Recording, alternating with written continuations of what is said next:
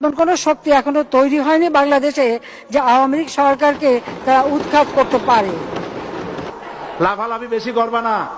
12 কোটিতে গাছের গোড়া আসতে নানা দেবে, মামু বাড়ি দিল্লি গিয়ে পড়বা।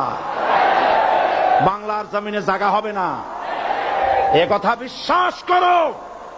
বাংলাদেশের মুসলমানদের শরীরে এক বিন্দু রক্ত থাকতে শয়তানের তৈরি করা ধর্মনিরপেক্ষ মতবাদ বাংলার জমিনে কায়েম হতে দেওয়া হবে না, হবে না।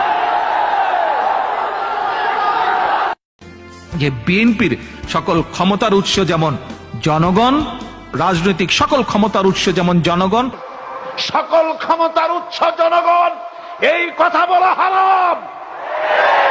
এ কথা বিশ্বাস করা কবিরা গুনাহ।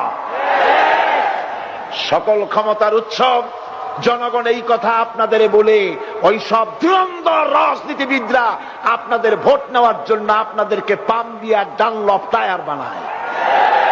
আমরা কিন্তু এটাই শিখি, এদেশে আমাদেরকে রাষ্ট্রীয়ভাবে শিখানো হয় এটা রাষ্ট্রীয় কুফরি। সকল ক্ষমতার উৎস জনগণ নয়, সকল ক্ষমতার উৎস কে? উনি ক্ষমতার উৎস, তিনি ক্ষমতাশীল, মহা ক্ষমতাধর। আমাদের সংবিধানে বলে সকল ক্ষমতা মালিক জনগণ, কিন্তু কিতাবের মধ্যে সকল ক্ষমতার মালিক আল্লাহ। নিঃসন্দেহে সকল ক্ষমতার মালিক আল্লাহ, এতে কোনো সন্দেহ নেই। সংবিধানের এটা শুদ্ধ করা উচিত।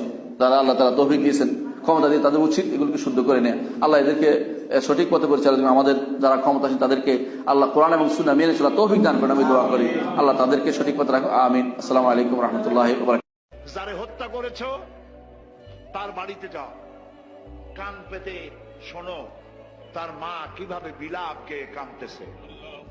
তার বউটা কাঁচা বয়সে সাদা শাড়ি পরে কিভাবে কবুতরের মতো, কাঁচা কবুতরের মতো ছটফট